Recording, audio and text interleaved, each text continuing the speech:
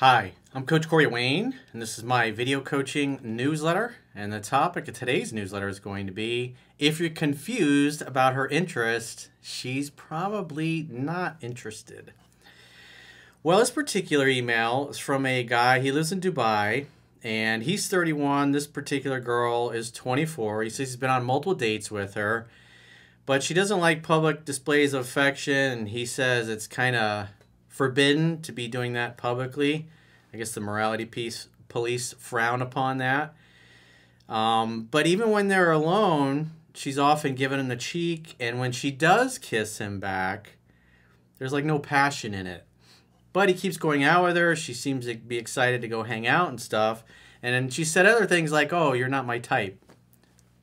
That kind of thing. So it's clear this guy is projecting his high interest onto this girl and kind of ignoring the fact that she's really not reciprocating very much. And you have to pay attention to the effort that the woman is making, especially if you're continually going out on dates and spending money and she keeps turning her head and giving you the cheek and telling you things that you're not her type, or she's constantly talking about friends or friends only, that kind of thing.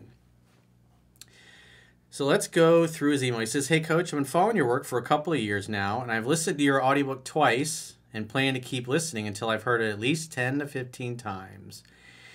Well, it would have been helpful if you would have gotten through it the 10 to 15 times over the course of the last few years that you've been following me instead of only reading it twice. So it tells you you've been kind of a piss-poor student, so you got to do better." He says, "I recently had an interesting encounter with a young lady that might be useful for your future newsletter. We met online on a dating app. She's 24, I'm 31, and we both live in Dubai, where public displays of affection are somewhat restricted. I took her to a carnival, global village, which had plenty of activities to keep us busy for over 8 hours, just like your book suggests. We did rides, we watched live shows, visited cultural pavilions, and enjoyed various foods." Because one of the things I talk about in the book is ideally you go like 3 separate places on a date, because most guys go pick a girl up or they meet her out, they do one thing, they go to dinner or whatever, and then that's the end of it. If you're going to like 3 different places, especially if you're getting in and getting out and going to different venues and doing different things, each one kind of, and you spend a couple hours at each one, kind of feels like a date. And usually about 4 or 5 hours in is when the average woman is going to feel safe enough and comfortable enough with you in order to have sex. So that's the purpose for doing multiple things. It reduces the amount of dates that you have to go on until you get to the promised land, because most women sleep with a guy by the 2nd or 3rd date. Initially, she mentioned she was only looking for fun and that we were just friends. So if a girl says something like that, "Hey, I'm just looking for fun, I just want to be friends," just say, "Well, I'm down for friends with benefits. That sounds great." And if she says, "Well, but friends only," it's like, "Well, I'm not looking at anything platonic, but we can be friends with benefits. We don't have to be exclusive or anything like that, but I'm not looking for a pal." However, as the day progressed, she started getting more physical, bumping into me, grabbing my arm, and wanting to get closer. Eventually, we ended up holding hands and getting quite close. During a concert, I attempted to kiss her, but she turned her cheek and said maybe later. Usually when a woman says maybe, it means no, indicating she was uncomfortable with public displays of affection. However, I made the mistake of pushing the issue and acting upset when she resisted. Yeah, that's a mistake. Masculinity is calm. That's what confidence is. It's calm. It's relaxed. It's not being upset. It's not being emotionally hijacked. It's not being a jack in the box. He says, afterward, we went on more rides, including the Ferris wheel, where we finally had some alone time. I went for the kiss again, and although she initially resisted, she eventually kissed me passionately. As the day went on, she became even more affectionate, asking me to hold her hand and showing signs of being scared but willing to try new things.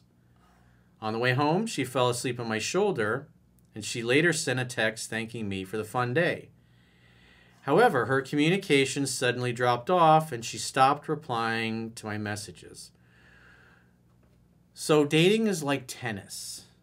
You hit the ball over the net, and then you got to wait for her to hit it back. You have to give a woman the space and the time to either follow through on her plans and commitments with you or to flake out and disappear from your life forever. You never want to try to keep somebody that doesn't want to keep you. And if you're texting her, I don't know what you're texting, but if you're sending multiple messages back and forth and she just dips, obviously the conversation was boring. Plus, the phone's for setting dates. The more you talk and text, especially with somebody new, and especially if you're trying to crack jokes through text, 9 times out of 10 your jokes are not going to land, and they're going to get misinterpreted, and you're going to talk a girl out of liking you. So you got to clean that up. Again, this is what happens when you follow me for several years and you just try to cherry pick out of the videos and don't really pay attention to the book. You make totally unavoidable mistakes. So when I'm reading these emails, I could see things like that. This is what happens when you only read the book twice, because 250-page book, you maybe get 7-8% of it each time you go through it. If he's been through it twice, he's got maybe 20 pages, 15, 20 pages he's kind of learned, kind of knows. But there's so many things, so many subtle nuances that he just totally misses. When I reached out again a few days later, she mentioned she wasn't feeling well. Despite this, I asked her to the beach, and although she seemed hesitant at first, she agreed.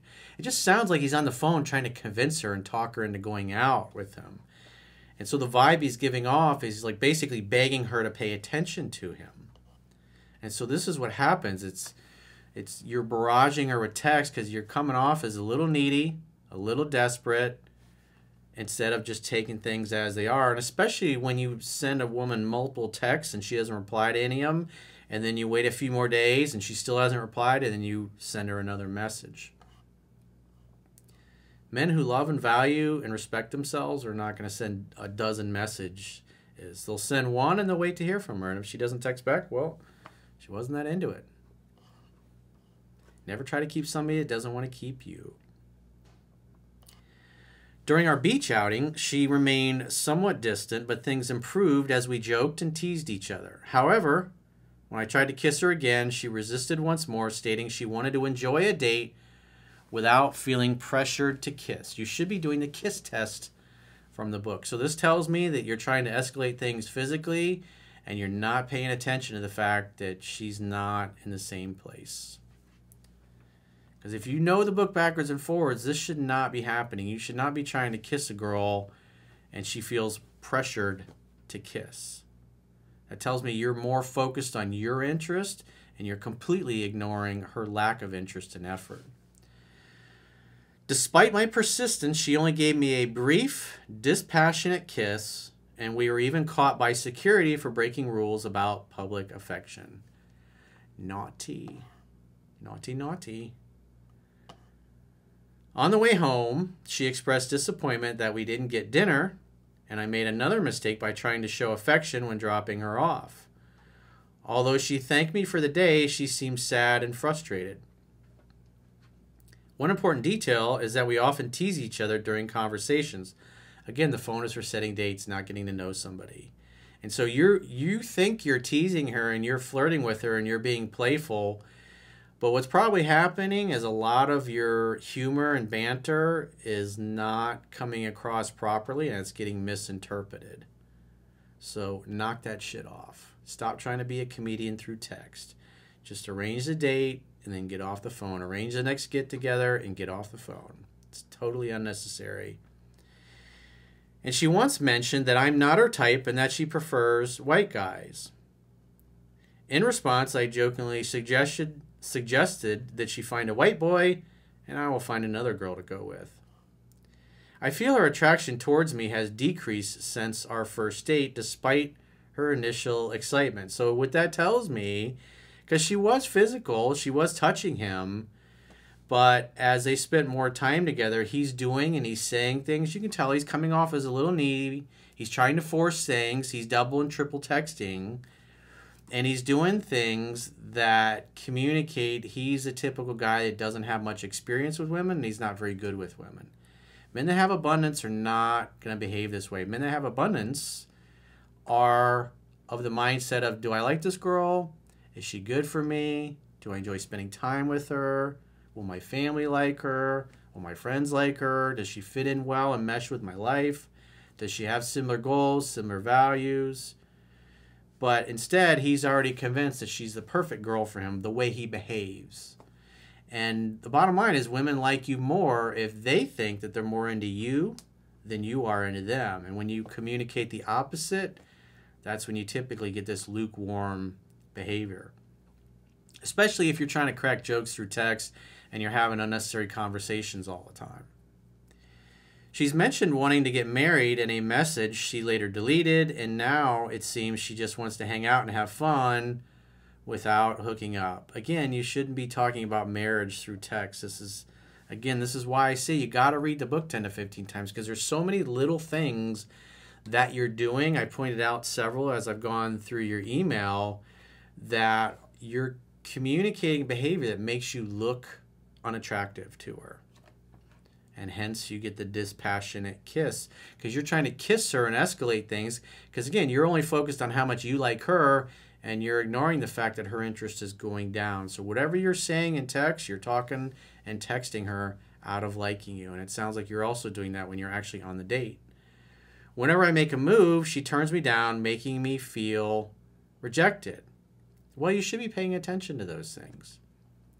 You spent too much time talking and texting and trying to spend too much time with her, because it's clear you really like this girl and you're probably pedestalizing her a little bit and treating her like a celebrity, and she's treating you like a fan. The vibe you're giving off is like you deep down don't feel like you're worthy of her time and attention, and she's responding accordingly, and you're not noticing that she's not feeling it, and you're trying to escalate things physically when it's an inappropriate time to do so. Again, this is all detailed in the book on when to make a move and when to back off. I've decided not to pursue her further and to explore other options, but I don't want to hurt her, as I genuinely like her playful and fun personality. However, I'm confused about what she wants from this relationship. Bro, it's not a relationship. You went out on a couple of dates. You had a tiny little bit of kissy poo. That was it. So you need to clean up your game. You need to spend time with the book. What do you think is the best strategy for me moving forward, Coach? Should I continue asking her out every weekend, or should I give her space and go cold? Well, if you think about how she was the last time out, the greatest gift you can give anybody is a gift of your time. When somebody acts like your time, or your lips in this case, are not very valuable or not very worthy, well then go give your time and your lips to somebody else.